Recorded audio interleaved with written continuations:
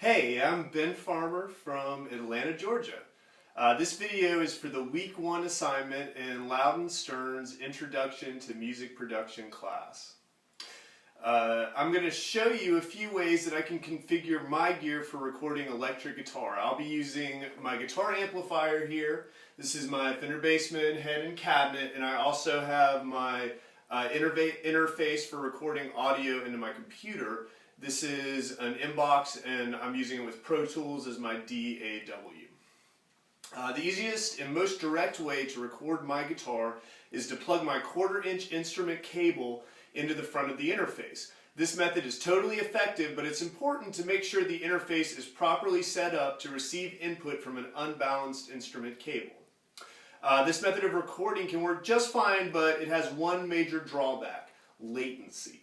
Latency is the delay perceived while recording as a result of the signal being converted multiple times while making its way into the computer and then coming back out through the speakers. In the process, it's being converted multiple times once again. Now, latency tends to be less of an issue for recording acoustic instruments or vocals because the musician can monitor themselves acoustically while recording. And although latency will always exist, fast computers and clever monitoring schemes and interfaces have made it quite possible to record this way because the latency is so low.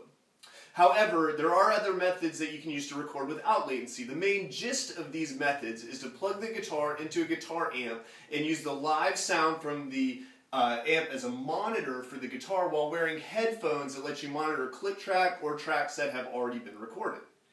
I want to talk about a few methods to get the signal from my guitar amp to my recording interface.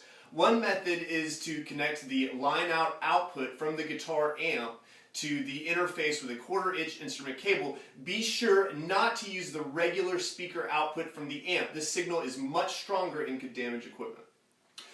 In the case of my setup here, I like the coloration from my guitar amp that comes through from this method. The signal gets warmth from the amp's tubes, and I can record here in my office, just sitting in front of the computer. However, the coloration of the sound might not always be desirable from all guitar amps, and also not all guitar amps have line-out outputs. So then you can see I have my line-out output, and I can plug it in the same way as my guitar. Another common method is to place a microphone in front of the guitar speaker and plug the microphone into the recording interface with an XLR cable. This method captures coloration of the amp like the first, and additionally captures the sound of the room the amp is in. This can be a pro or a con depending on the recording setup. I currently do not have a very quiet room to record in, so this method is not always ideal for me. Placing the microphone in the proper position to record the sound coming out from the amp speakers is a pretty deep topic in and of itself, but the most important thing to remember is to use your ears, and don't be afraid to put your ears right in front of the speaker and listen to find a sweet spot. So you'll see here, I'm plugging in my XLR from the microphone. One final method to record is in the case of using a guitar amp to monitor electric guitar from an amp that does not have a line-out output, and also using a microphone would be undesirable because of a situation like bad acoustics or a loud room.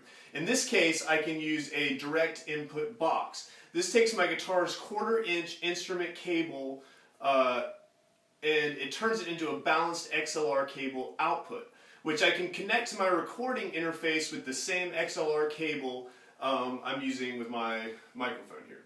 One desirable aspect of this method is that the XLR cable is balanced and can be used for situations where longer cables have to be run, and it generally helps to get a good clear signal from the guitar.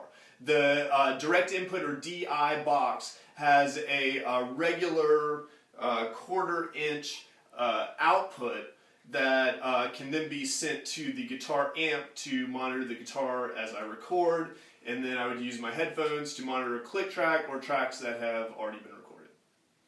I hope this explanation of these configurations are useful for you to understand the possible signal paths from the guitar to the recording interface and understand in what situations they might be most effectively used.